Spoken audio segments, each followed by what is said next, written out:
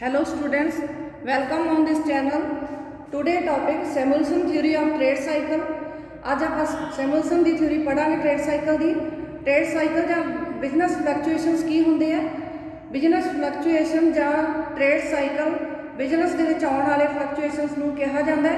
Business के जोड़े भी उतार चढ़ाव आते हैं, मंदी कदे तेजी की स्थिति होंगी है, बिजनेस इस तरह के ट्रेड साइकिल जोड़े होंगे हैं इन्हों ट्रेड साइकिल कहा जाता है। इस तरह के जो फ्लक्चुएशन होंगे हैं इन्हों ट्रेड साइकिल कहा होता है। कदे बूम की स्थिति होंगी है, कदे डिप्रैशन की स्थिति होंगी है, रिसैशन की स्थिति होंगी है, रिकवरी की स्थिति होंगी है, तो इन्होंने स्थितियों को ट्रेड साइकिल कहा जाता है।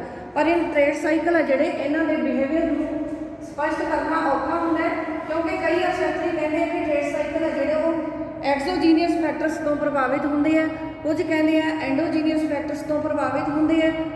अलग अलग अर्थशास्त्रियों ने ट्रेड साइकिल के व्यवहार को स्पष्ट करने की कोशिश की है। इस तरह उन्होंने कई सारिया थ्योरीज का निर्माण किया। उहदे चों अज आपां सैमुअलसन की थ्योरी ट्रेड साइकिल की पढ़ांगे। सैमुअलसन ने मल्टीप्लायर ते एक्सीलेटर की सहायता नाल ट्रेड साइकिल को एक्सप्लेन करने की कोशिश की है। उन्हें 5 तरह के ट्रेड साइकिल को एक्सप्लेन किया है।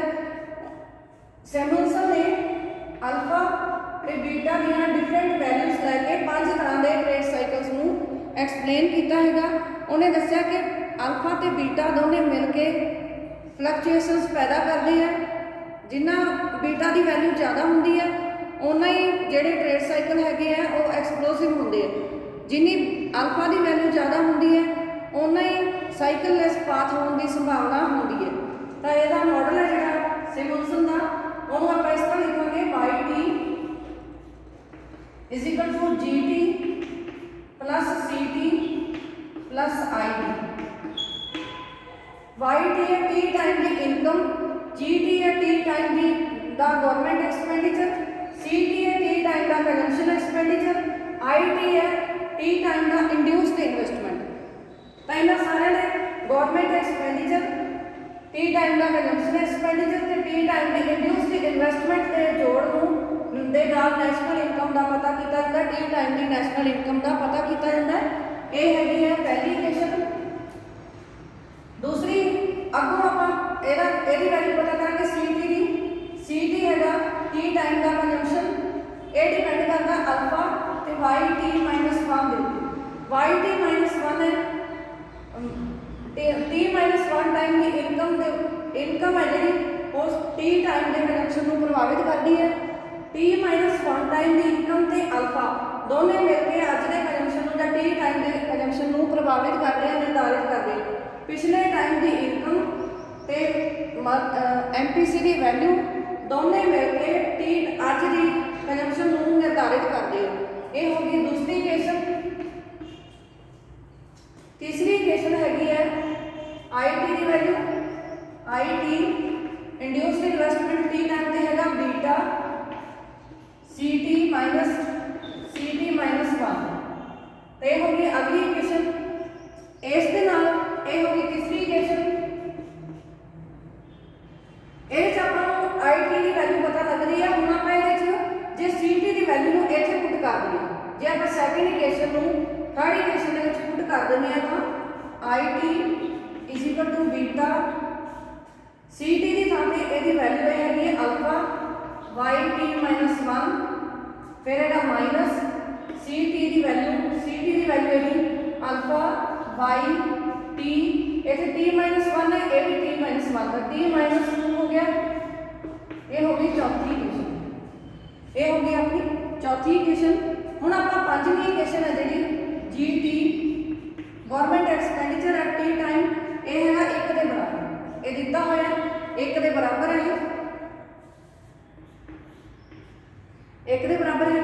हुण आपां इन्हां सारियां इक्वेशनस की वैल्यू को जे पहली इक्वेशन के पुट करते हैं, जे दूजी तीजी नहीं दूजी चौथी तो पांचवीं इक्वेशन की वैल्यू को पहली इक्वेशन के पुट करते हैं तो Y T is equal to G T की वैल्यू है 1, जी टी है 1 प्लस सी टी है C T alpha Y T minus one है, फिर है आई टी की वैल्यू ये पहली इक्वेशन आई टी की वैल्यू इतने पुट करा आप आई टी की वैल्यू है प्लस आई टी की वैल्यू है beta into alpha Y T minus one, फिर minus alpha Y T minus two. इस तरह इस इक्वेशन के आप वैल्यू पुट करती है। हुण इस आप खोल के लिखते हैं Y T is equal to one plus alpha Y T minus one plus इनू आप ब्रैकेट में खोल देंगे beta alpha Y T minus one, फिर है माइनस इनू अंदर गुणा करेंगे beta beta alpha Y T minus two. तो इस तरह ये अपनी होगी अगली इक्वेशन जब 6वीं इक्वेशन है।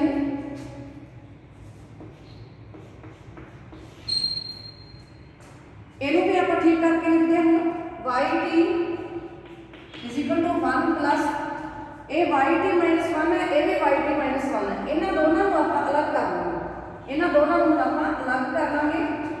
तो ये भी अल्फा है, ये भी अल्फा है। तो alpha one plus alpha common ले लिया, आप अल्फा कॉमन ले लिया, ये रह गया Y T minus one plus beta alpha common ले लिया वाई टी माइनस वन, ये रह गया।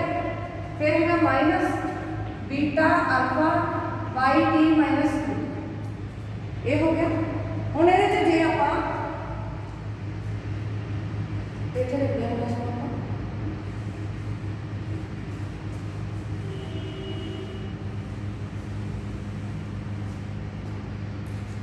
हाँ जी जे हूँ ये Y T is equal to one plus alpha आप पहले ही कॉमन लिया हुआ है, ये भी वाई टी माइनस वन है, ये भी वाई टी माइनस वन। तो हूँ आप जो वाई टी माइनस वन भी कॉमन ले लेंगे, वाई टी माइनस वन ये भी कॉमन ले लिया। पहले जो अल्फा कॉमन लिया सी, तो इतने रह गया Y T minus one common ले लिया, इस करके इतने रह गया वन, इतने plus beta Y T minus one आप कॉमन ले लिया, इतने रह गया बीटा। तो इस तरह हो गया ये इक्वेशन इतने खत्म होगी। फिर हम हैगा minus beta alpha Y T minus two. तो ये अपनी अगली इक्वेशन होगी या 7th इक्वेशन होगी। हाँ जी हूँ इसको आपको की पता लग रहा है कि जेकर किसी को जेकर अपने को टी माइनस वन तो टी माइनस टू दो पीरियड की नैशनल इनकम का पता है, दो पीरियड्स की नैशनल इनकम का पता है, तो अगले पीरियड की नैशनल इनकम पता किया जा सकता। वाई टी की नैशनल इनकम टी टाइम की नैशनल इनकम पता किया जा सकता है जे टी माइनस वन तो टी माइनस टू की नैशनल इनकम का पता है, तो नाल आपको बीटा के अल्फा का भी पता। Alpha beta T minus Y T minus one तो वाई टी माइनस टू की जे वैल्यू की जानकारी हैगी है, जो पता है तो टी टाइम की नैशनल इनकम को काउंट किया जा सकता है। तो इस तरह ना इन्हें इक्वेशन दी है, तो इन्हें इक्वेशन के आधार पर या बीटा की वैल्यू के आधार पर 5 तरह के ट्रेड साइकिल है जोड़े इसने एक्सप्लेन किए हैं। ये दसिया है कि अल्फा है जो यदि वैल्यू लैस दैन वन तो ग्रेटर दैन जीरो होगी, तो बीटा की वैल्यू ग्रेटर दैन जीरो होगी। तो ये दो गल्लां इसने दसिया है, बीटा की वैल्यू ग्रेटर दैन जीरो है, अल्फा की वैल्यू जीरो तो ज़्यादा तो एक तो घट होंगी है। इस आधार पर ट्रेड 5 तरह के ट्रेड साइकिल में इसने एक्सप्लेन किया सिमुलसन ने। किहड़े-किहड़े हैगे है? पहला हैगा साइकललैस पाथ, पहला साइकललैस पाथ, दूसरा है damped cycle cyclical,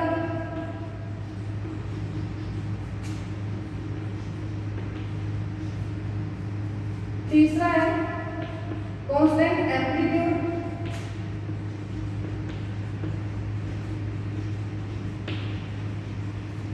constant amplitude, चौथा ट्रेड साइकिल है एंटी डैम्प,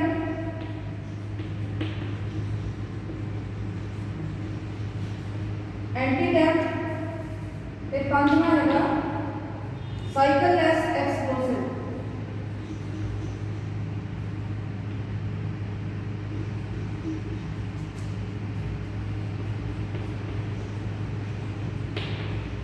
पांच तरह के ट्रेड साइकिल इसने दसे सिमुलसन ने।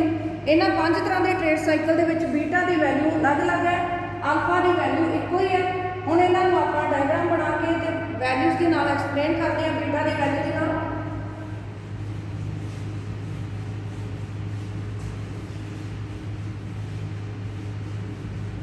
ਇਹਨਾਂ 5 ਤਰ੍ਹਾਂ ਦੇ ਟ੍ਰੇਡ ਸਾਈਕਲ ਨੂੰ ਜਿਹੜੀ ਪਹਿਲੀ ਸਥਿਤੀ ਹੈ ਇਸ ਦੇ ਵਿੱਚ ਅਲਫਾ ਦੀ ਵੈਲਿਊ ਹੈ ਜਿਹੜੀ ਉਹ ਹੈਗੀ ਹੈ 0.5 ਤੇ ਬੀਟਾ ਹੈਗੀ ਹੈ 0। ਇਸ ਕਰਕੇ ਸਾਈਕਲ ਲੈਸ ਪਾਥ ਇਹਦੇ ਵਿੱਚ ਅਲਫਾ ਦੀ ਵੈਲਿਊ 0.5 ਤੇ ਬੀਟਾ ਦੀ ਵੈਲਿਊ 0 ਹੈ ਪਹਿਲੀ ਸਥਿਤੀ ਦੇ ਵਿੱਚ। ਇਹਦੇ ਨੇੜੇ ਕਰਕੇ ਲਿਖ ਦਿੰਦੇ ਆਪਾਂ, ਇਹਨਾਂ ਨੂੰ ਨੇੜੇ ਕਰਕੇ ਲਿਖਦੇ ਹਾਂ। ਇਹਦੇ 'ਚ ਹੈਗਾ ਅਲਫਾ ਦੀ ਵੈਲਿਊ ਹੈ 0.5 ਤੇ ਬੀਟਾ ਹੈਗੀ ਹੈ 0, ਤਾਂ ਸਾਈਕਲ ਲੈਸ ਪਾਥ ਹੁੰਦਾ ਹੈ। ਫਿਰ ਅਲਫਾ ਦੀ ਵੈਲਿਊ 0.5 ਤੇ ਬੀਟਾ ਦੀ ਵੈਲਿਊ 1 ਦੇ ਬਰਾਬਰ ਹੈ ਤਾਂ ਡੈਂਪਡ ਸਾਈਕਲਿਕਲ ਹੁੰਦਾ ਹੈ। ਇਸ ਤਰ੍ਹਾਂ ਦਾ ਸਾਈਕਲ ਹੋਊਗਾ। ਤੀਸਰੀ ਸਥਿਤੀ ਜਿਹੜੀ ਇਹ ਹੈ ਕਾਂਸਟੈਂਟ ਐਂਪਲੀਟਿਊਡ, ਇਹਦੇ 'ਚ ਅਲਫਾ ਦੀ ਵੈਲਿਊ 0.5 ਤੇ ਬੀਟਾ ਦੀ ਵੈਲਿਊ 2 ਹੈਗੀ ਹੈ ਤਾਂ ਇਸ ਤਰ੍ਹਾਂ ਦਾ ਚੱਕਰ ਹੋਊਗਾ। ਚੌਥੀ ਸਥਿਤੀ ਦੇ ਵਿੱਚ ਅਲਫਾ ਦੀ ਵੈਲਿਊ 0.5 ਬੀਟਾ ਦੀ ਵੈਲਿਊ 3 ਦੇ ਬਰਾਬਰ ਤਾਂ ਉਸ ਤਰ੍ਹਾਂ ਦਾ ਚੱਕਰ ਹੋਊਗਾ। ਪੰਜਵੀਂ ਸਥਿਤੀ ਦੇ ਵਿੱਚ ਅਲਫਾ ਦੀ ਵੈਲਿਊ ਹੈਗੀ ਹੈ 0.5 ਤੇ ਬੀਟਾ ਦੀ ਵੈਲਿਊ ਹੈ 4। ਜਿਵੇਂ ਜਿਵੇਂ ਬੀਟਾ ਦੀ ਵੈਲਿਊ ਇਨਕਰੀਜ਼ ਹੋ ਰਹੀ ਹੈ ਉਵੇਂ ਉਵੇਂ ਫਲਕਚੁਏਸ਼ਨ ਹੈ ਜਿਹੜੇ ਉਹ ਵੱਧ ਰਹੇ ਆ, ਚੱਕਰ ਹੈ ਜਿਹੜੇ ਉਹ ਪੈਦਾ ਹੋ ਰਹੇ ਆ। ਜਿਵੇਂ ਜਿਵੇਂ ਇਸ ਦੀ ਵੈਲਿਊ ਬੀਟਾ ਦੀ ਵੈਲਿਊ ਜ਼ਿਆਦਾ ਹੈਗੀ ਹੈ, ਅਲਫਾ ਦੀ ਵੈਲਿਊ ਸੇਮ ਰੱਖੀ ਹੋਈ ਹੈ। ਹੁਣ ਇਹਨੂੰ ਆਪਾਂ ਡਾਇਗਰਾਮ ਦੇ ਨਾਲ ਐਕਸਪਲੇਨ ਕਰਦੇ ਹਾਂ। ਇਹ ਜਿਹੜੀ ਪਹਿਲੀ ਸਥਿਤੀ ਹੈ ਜਦੋਂ ਬੀਟਾ ਦੀ ਵੈਲਿਊ 0 ਹੈ ਤਾਂ ਉਦੋਂ ਇਹ ਪਹਿਲੀ ਸਥਿਤੀ ਹੈ ਦਿਖਾਉਣੀ ਆਪਾਂ। ਪਹਿਲੀ ਸਥਿਤੀ ਦੇ ਵਿੱਚ ਇੱਧਰਲੇ ਪਾਸੇ ਲਵਾਂਗੇ ਟਾਈਮ ਤੇ ਵਾਈ ਐਕਸਿਸ ਤੇ ਹੈਗੀ ਹੈ ਗਰੋਥ ਰੇਟ। ਤਾਂ ਇਸ ਤਰ੍ਹਾਂ ਦੀ ਗਰੋਥ ਰੇਟ ਹੋਊਗੀ, ਕਮੀ ਦੀ ਗਰੋਥ ਰੇਟ ਹੈ ਜਿਹੜੀ ਇਸ ਤਰ੍ਹਾਂ ਦੀ ਹੋਊਗੀ। ਸਾਈਕਲ ਲੈਸ ਪਾਥ ਹੋਊਗਾ ਜਦੋਂ ਬੀਟਾ ਦੀ ਵੈਲਿਊ 0 ਤੇ ਅਲਫਾ ਦੀ ਵੈਲਿਊ 0.5 ਹੈ ਤਾਂ ਇਸ ਤਰ੍ਹਾਂ ਦੀ ਸਥਿਤੀ ਪੈਦਾ ਹੋਊਗੀ। ਪਹਿਲੇ ਤਰ੍ਹਾਂ ਦੀ ਸਥਿਤੀ ਇਹ ਹੋਊਗੀ। ਦੂਸਰੀ ਹੈਗੀ ਹੈ ਜਦੋਂ ਅਲਫਾ ਦੀ ਵੈਲਿਊ 0.5 ਤੇ ਬੀਟਾ ਦੀ 1 ਹੈ, ਇਹ ਦੂਸਰੀ ਸਥਿਤੀ ਹੋਗੀ। ਇਹਦੇ 'ਚ ਹੈਗਾ ਇਸ ਤਰ੍ਹਾਂ ਦੇ ਚੱਕਰ ਹੋਣਗੇ, ਥੋੜੇ ਥੋੜੇ ਚੱਕਰ ਹੋਣਗੇ। ਇਸ ਤਰ੍ਹਾਂ ਦੀ ਸਥਿਤੀ ਹੋਊਗੀ। ਇੱਧਰਲੇ ਪਾਸੇ ਹੈਗਾ ਟਾਈਮ ਤੇ ਵਾਈ ਐਕਸਿਸ ਤੇ ਹੈਗੀ ਹੈ ਗਰੋਥ ਰੇਟ ਜਾਂ ਇਨਕਮ। ਇਹ ਦੂਜੀ ਸਥਿਤੀ ਹੈ।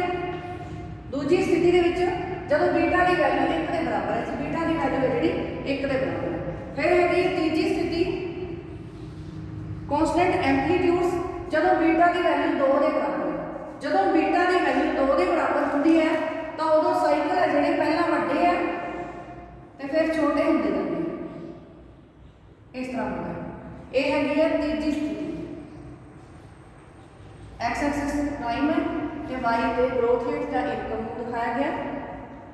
ਹੁਣ ਇੱਥੇ ਹੈਗਾ ਅਗਲੀ ਚੌਥੀ ਸਥਿਤੀ ਹੈ ਜਿਹੜੀ ਉਹ ਹੈਗੀ ਹੈ ਐਂਟੀ ਡੈਂਪ, ਜਦੋਂ ਬੀਟਾ ਦੀ ਵੈਲਿਊ 3 ਦੇ ਬਰਾਬਰ ਹੈ। ਜਦੋਂ ਬੀਟਾ ਦੀ ਵੈਲਿਊ 3 ਦੇ ਬਰਾਬਰ ਹੈ ਤਾਂ ਉਦੋਂ ਚੌਥੀ ਸਥਿਤੀ ਹੈ। ਚੌਥੀ ਸਥਿਤੀ ਹੈਗੀ ਹੈ ਜਦੋਂ ਇੱਥੇ ਇਹ ਵੱਡੇ ਸੀ ਸਾਈਕਲ, ਹੁਣ ਇਹ ਪਹਿਲਾਂ ਛੋਟੇ ਹੋਣਗੇ ਤੇ ਫਿਰ ਵੱਡੇ ਹੋਣਗੇ।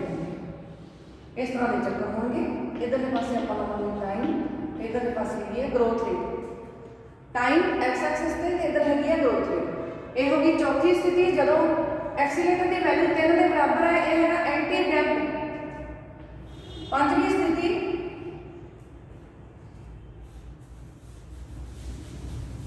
ਹਾਂਜੀ ਇੱਥੇ ਬਣਾ ਦਿੰਦੇ ਹਾਂ। ਪੰਜਵੀਂ ਸਥਿਤੀ ਹੈ ਜਿਹੜੀ ਉਹ ਹੈਗੀ ਹੈ ਅਲਫਾ ਦੀ ਵੈਲਿਊ 0.5 ਤੇ ਬੀਟਾ ਦੀ ਵੈਲਿਊ 4 ਹੈ ਤਾਂ ਸਾਈਕਲ ਲੈਸ ਐਕਸਪਲੋਸਿਵ, ਤਾਂ ਬਹੁਤ ਜ਼ਿਆਦਾ ਗਰੋਥ ਰੇਟ ਜਦੋਂ ਹੁੰਦੀ ਹੈ ਇਸ ਤਰ੍ਹਾਂ ਦੀ। ਇੱਧਰ ਹੈਗਾ ਟਾਈਮ, ਇੱਧਰ ਹੈਗੀ ਹੈ ਗਰੋਥ ਰੇਟ। ਇਸ ਤਰ੍ਹਾਂ ਦੀ ਹੋਣਗੇ। ਸਾਈਕਲ ਦਾ ਜਿਹੜਾ ਨੇਚਰ ਹੈਗੀ ਹੈ ਇਸ ਤਰ੍ਹਾਂ ਦੀ ਹੋਊਗੀ। ਜਦੋਂ ਬੀਟਾ ਦੀ ਵੈਲਿਊ 0 ਹੈ ਉਦੋਂ ਸਾਈਕਲ ਲੈਸ ਪਾਥ ਹੋਊਗਾ। ਜਦੋਂ ਬੀਟਾ ਦੀ ਵੈਲਿਊ 1 ਦੇ ਬਰਾਬਰ ਹੈ ਉਦੋਂ ਡੈਂਪਡ ਸਾਈਕਲਿਕਲ ਹੋਊਗਾ। ਜਦੋਂ ਬੀਟਾ ਦੀ ਵੈਲਿਊ 2 ਦੇ ਬਰਾਬਰ ਹੈ ਤਾਂ ਉਦੋਂ ਕਾਂਸਟੈਂਟ ਐਂਪਲੀਟਿਊਡ ਹੋਊਗਾ। ਪਹਿਲਾਂ ਵੱਡੇ ਚੱਕਰ ਹੈ ਉਸ ਤੋਂ ਮਗਰੋਂ ਛੋਟੇ ਹੁੰਦੇ ਜਾਣਗੇ ਚੱਕਰ। ਫਿਰ ਜਦੋਂ ਬੀਟਾ ਦੀ ਵੈਲਿਊ 3 ਦੇ ਬਰਾਬਰ ਹੈ ਉਹ ਹੈਗੀ ਹੈ ਐਂਟੀ ਡੈਂਪ। ਇਹ ਹੈਗੀ ਹੈ ਐਂਟੀ ਡੈਂਪ ਚੌਥੀ ਸਥਿਤੀ। ਇਹਦੇ 'ਚ ਚੱਕਰ ਪਹਿਲਾਂ ਛੋਟੇ ਤੇ ਬਾਅਦ 'ਚ ਵੱਡੇ ਹੁੰਦੇ ਜਾਂਦੇ ਆ। ਇਹ ਤੀਜੀ ਸਥਿਤੀ ਹੈ ਜਿਹੜੀ ਕਾਂਸਟੈਂਟ ਐਂਪਲੀਟਿਊਡਸ ਦੀ ਹੈ। ਫਿਰ ਹੈਗੀ ਹੈ ਪੰਜਵੀਂ ਸਥਿਤੀ। ਪੰਜਵੀਂ ਸਥਿਤੀ ਦੇ ਵਿੱਚ ਬੀਟਾ ਦੀ ਵੈਲਿਊ 4 ਦੇ ਬਰਾਬਰ ਹੈ। ਜਦੋਂ ਬੀਟਾ ਦੀ ਵੈਲਿਊ ਜਿਵੇਂ ਜਿਵੇਂ ਵੱਧ ਰਹੀ ਹੈ ਉਵੇਂ ਉਵੇਂ ਚੱਕਰ ਹੈ ਜਿਹੜੇ ਉਹ ਵੱਡੇ ਹੋ ਰਹੇ ਆ, ਸਾਈਕਲ ਐਕਸਪਲੋਸਿਵ ਹੋ ਰਹੇ ਆ। ਪਰ ਇਹਦੇ ਵਿੱਚੋਂ ਆਪਾਂ ਦੇਖ कि ये ਜਿਹੜੇ ਦੋਨੀਆਂ ਸਥਿਤੀਆਂ ਹੈਗੀਆਂ ਪਹਿਲੀ ਤੇ ਪੰਜਵੀਂ ਇਹਦੇ ਵਿੱਚ ਕੋਈ ਟ੍ਰੇਡ ਸਾਈਕਲ ਨਹੀਂ ਹੈਗਾ, ਸਾਈਕਲਲੈਸ ਪਾਥ ਹੈ ਇਹ। ਇਹਨਾਂ ਦੋਨਾਂ ਨੂੰ ਇਹਦੇ ਵਿੱਚੋਂ ਆਪਾਂ ਕੱਢ ਦਿੰਦੇ ਆ ਤੇ ਬਾਕੀ ਇਹ ਤਿੰਨ ਰਹਿ ਗਏ। ਇੱਕ ਇਹ ਰਹਿ ਗਿਆ, ਇੱਕ ਦੂਜੀ, ਤੀਜੀ ਤੇ ਚੌਥੀ। ਇਹ ਤਿੰਨ ਸਥਿਤੀਆਂ ਜਿਹੜੀਆਂ ਇਹ ਇਸ ਨੂੰ ਦਿਖਾਉਂਦੇ ਹੈਗੇ ਟ੍ਰੇਡ ਸਾਈਕਲ ਦੇ ਬਾਰੇ ਚ ਦੱਸਦੇ ਆ। ਜਿਹੜੀ ਤੀਜੀ ਸਥਿਤੀ ਹੈ, ਇਹ ਤੀਜੀ ਸਥਿਤੀ ਹੈ, ਇਹਦਾ ਕਦੇ ਵੀ ਅਨੁਭਵ ਨਹੀਂ ਕੀਤਾ ਗਿਆ, ਇਹਦਾ ਕੋਈ ਐਕਸਪੀਰੀਅੰਸ ਨਹੀਂ ਕੀਤਾ ਗਿਆ, ਇਸ ਤਰ੍ਹਾਂ ਦੀ ਸਥਿਤੀ ਵੀ ਕਦੇ ਨਹੀਂ ਪਾਈ ਗਈ। ਇਹ ਜਿਹੜੀ ਚੌਥੀ ਸਥਿਤੀ ਹੈ ਇਹ ਵੀ ਪਾਸਟ ਦੇ ਵਿੱਚ ਨਹੀਂ ਪਾਈ ਗਈ, ਬਹੁਤ ਜ਼ਿਆਦਾ ਨਹੀਂ ਪਾਈ ਗਈ, ਪਰ ਇਸ ਦੀ ਸੰਭਾਵਨਾ ਹੈਗੀ ਹੈ, ਸੰਭਾਵਨਾ ਹੋ ਸਕਦੀ ਹੈ, ਇਹਦੀ ਨਹੀਂ ਹੈਗੀ ਹੈ। ਇਹ ਜਿਹੜੀ ਦੂਜੀ ਸਥਿਤੀ ਹੈ ਇਸ ਦੀ ਸੰਭਾਵਨਾ, ਇਹ ਪਿਛਲੀ ਅੱਧੀ ਸਦੀ ਦੇ ਵਿੱਚ ਇਸ ਤਰ੍ਹਾਂ ਦੇ ਸਾਈਕਲ ਹੈ ਜਿਹੜੇ ਪਾਏ ਗਏ ਹੈਗੇ ਆ। ਇਸ ਤਰ੍ਹਾਂ ਦੇ ਸਾਈਕਲ ਉਦੋਂ ਪਾਏ ਗਏ ਆ ਜਦੋਂ ਵਾਰ ਟਾਈਮ ਸੀ ਜਾਂ ਜਦੋਂ ਕਿਤੇ ਯੁੱਧ ਲੱਗਿਆ ਜਾਂ ਫਸਲਾਂ ਦੇ ਵਿੱਚ ਤਬਦੀਲੀ ਕੀਤੀ ਗਈ, ਫਸਲਾਂ ਦੇ ਵਿੱਚ ਚੇਂਜ ਕੀਤਾ ਗਿਆ, ਕ੍ਰੌਪਸ ਦੇ ਵਿੱਚ ਚੇਂਜ ਕੀਤਾ ਗਿਆ, ਉਦੋਂ ਵੀ ਇਹ ਸਥਿਤੀ ਆਈ ਹੈਗੀ ਹੈ।